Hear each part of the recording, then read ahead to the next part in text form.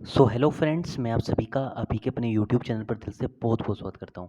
तो दोस्तों, इस वीडियो में हम डिस्कस करेंगे जीएसटी सीरीज़ का पार्ट थर्ड। ठीक है, अगर पुराने पार्ट्स नहीं देखे हैं तो एक बार प्लेलिस्ट में जाइए जियो अकाउंट्स करके। ठीक है, तो वहां पे आपको सारे ये पुराने पार्ट्स देखने को मिल जाएंगे। इसके अलावा अगर आप टेलीग्राम पे नहीं जुड़े होंगे तो टेलीग्राम पे जुड़ जाना। टेलीग्राम का जो लिंक रहेगा वो मैं डिस्क्रिप्शन में डाल दूंगा। तो आप डिस्क्रिप्शन पर जैसे ही क्लिक करोगे तो डायरेक्ट टेलीग्राम चैनल पर जाके आप ज्वाइन हो जाओगे।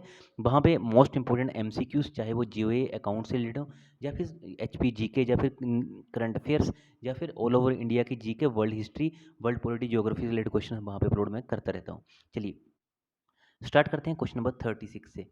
तो इसके पुराने क्वेश्चंस आई होप जल्दी आप विजिट कर लेंगे, क्योंकि अगर आप पुराने क्वेश्चंस देखेंगे तभी ये आगे वाले क्वेश्चंस आपको इजीली समझ आएंगे। ठीक है, और जीएसटी, इनकम टैक्स आपको पता है ये ऐसे टॉपिक्स हैं जहाँ से हमने देखा है रिकरिंगली एग्जामिनर ने क्वेश्चंस यहाँ पे पूछे हैं।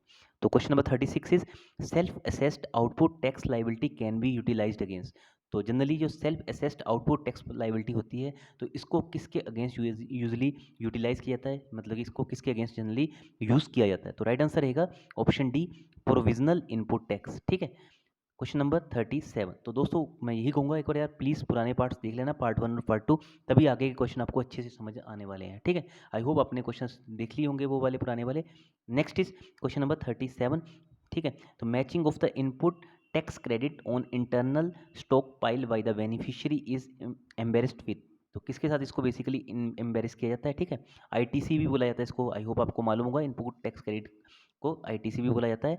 सो it should be embraced with, तो जनरली इसको एम्ब्रेस किया जाता है विद आउटवर्ड सप्लाई फाइल्ड के साथ। Option B. Next is input tax credit, basically ITC की बात होती है। In in ITC as credited in electronic credit record can be used for. तो इसको बेसिकली किस लिए यूज़ किया जाता है, तो इनपुट टैक्स क्रेडिट जो बेसिकली क्रेडिटेड होता है इन इलेक्ट्रॉनिक क्रेडिट फॉर्म में, it can be used for tax payment. ठीक है, नाम में समझ आ रहा है इनपुट टैक्स क्रेडिट में। Next is who can issue A tax invoice. तो टैक्स इनवॉइस होती है जो बेसिकली, ठीक है, उसमें कितना जीएसटी लगा है, आईजीएसटी लगा। आप जनरली कभी भी किसी स्टोर पे भी जाते हो, सपोज करो आपने बिल पेमेंट किया, आई होप किसी ना किसी स्टोर में आपने विजिट किया ही होगा। तो जब भी कभी आप बिल्स पे करते होंगे तो बाद में आप देखते होंगे वहाँ पे लिखा होता है सीजीएसटी अमाउंट, आईजीएसटी अमाउंट। ठीक है, तो सारे जो जीएसटी अमाउंट होता है जहाँ पे वही चीज़ हो रही है, who can issue A tax. तो ये जो इनवॉइस आपको इशू हुई है, ये कौन इशू कर सकता है। ठीक है, तो राइट आंसर रहेगा person not paying tax under TCS. Next is in which case an invoice must be issued। तो इनवॉइस किस केस में इशू होनी चाहिए। ठीक है, in which case an invoice must be issued, so it must be issued at the time of removal of goods. तो जब कभी भी आप रिमूव करते हो गुड्स को, तो invoice should be issued. Question number 41 is the books and different records under section 35 are to be kept with eight. तो जनरली जो भी बुक्स होते हैं या फिर रिकॉर्ड्स होते हैं under section 35 of IT act, तो that should be kept with eight. तो कहाँ पे इसको केप्ट किया जाता है, कहाँ पे रखा जाता है, तो it should be kept at the place of incorporation. तो कोई भी फर्म है यहाँ पे भी उसका प्लेस ऑफ इनकॉर्पोरेशन है। ठीक है, यहाँ से भी वो ऑपरेशन उसका स्टार्ट हो रहा है। So generally the books and different records are generally kept over there. Next question is in which form accounts are required to be maintain.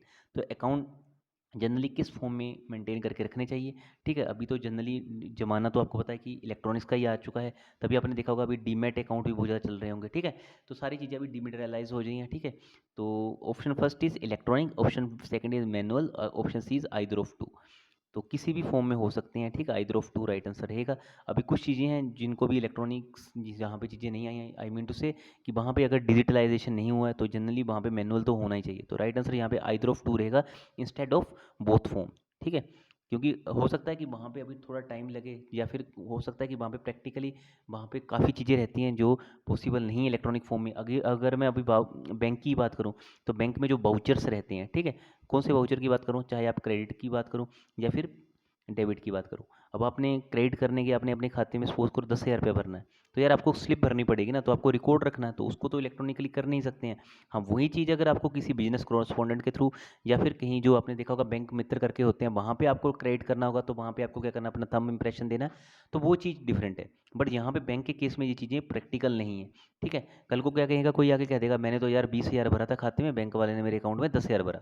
तो ऐसी कन्फ्यूजन क्रिएट हो सकती है। सेम डेबिट के केस में भी हो सकता है, डेबिट किया आपने 10,000 का, ठीक है, तो 4 दिनों बाद आप गए बैंक में कि मेरे खाते से तो 15,000 काट लिया आपने, तो उनके पास भी तो कुछ रिकॉर्ड रहना चाहिए। तो हर चीज़ में ये चीज़ें पॉसिबल नहीं है। आई होप क्लैरिटी आपको यहाँ पे हर चीज़ की हो रही होगी।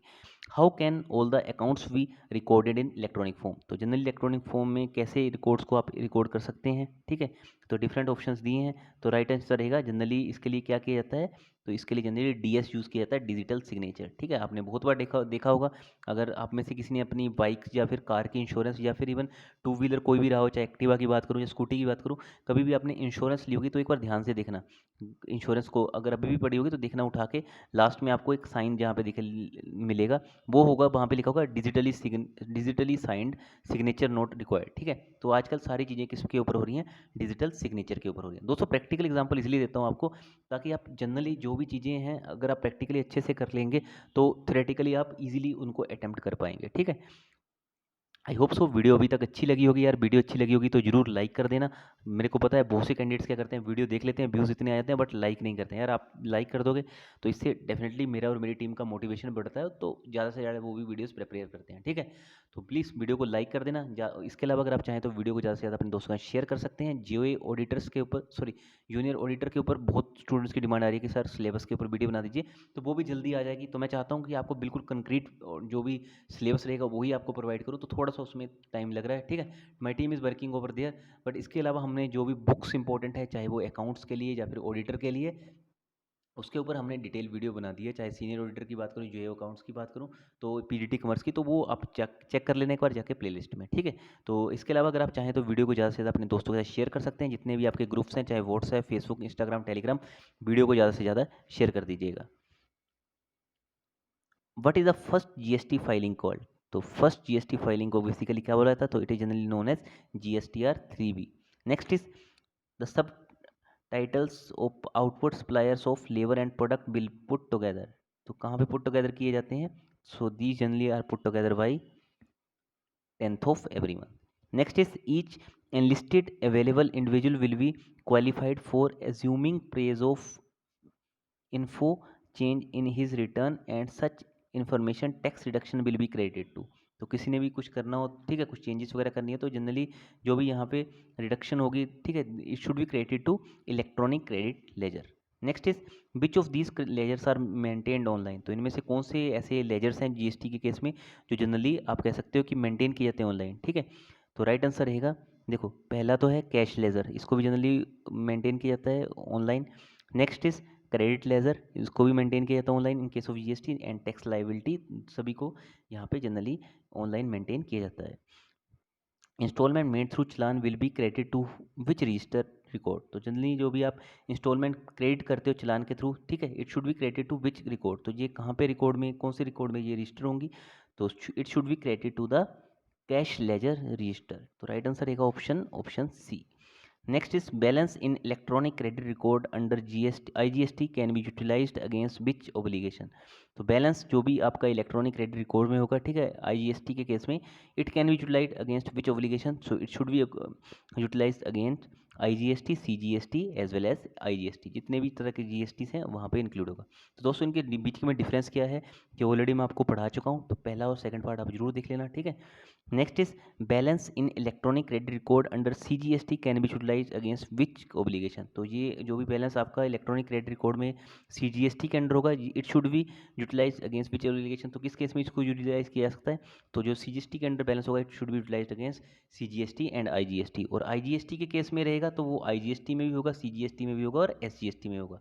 बस सीजीएसटी के केस में ये एसजीएसटी में नहीं जाएगा, ठीक है। ये इस चीज़ को आप थोड़ा सा दिमाग में, आप कह सकते हो कि आप इसको रिमाइंड करके रख सकते हो, या फिर आप इसको चाहें तो जो इंपॉर्टेंट आपके नोट्स वाले पॉइंट होंगे वहाँ पे लिख के रख लेना, क्योंकि ऐसे ऐसे क्वेश्चंस जो रहेंगे एग्जामिनर आपसे पूछ सकता है। टेलीग्राम पे जुड़ जाना जल्दी से। टेलीग्राम पे मुझे पता है कि आप में से बहुत से कैंडिडेट वीडियोस देखने के बाद भी नहीं जुड़ेंगे, बट हो सके तो जुड़ जाना, आपका इसमें बेनिफिट होने वाला है। So thank you so much. बहुत जल्दी मिलते हैं नेक्स्ट वीडियो के साथ, और अपना कीमती समय मुझे देने के लिए आपका बहुत बहुत शुक्रिया।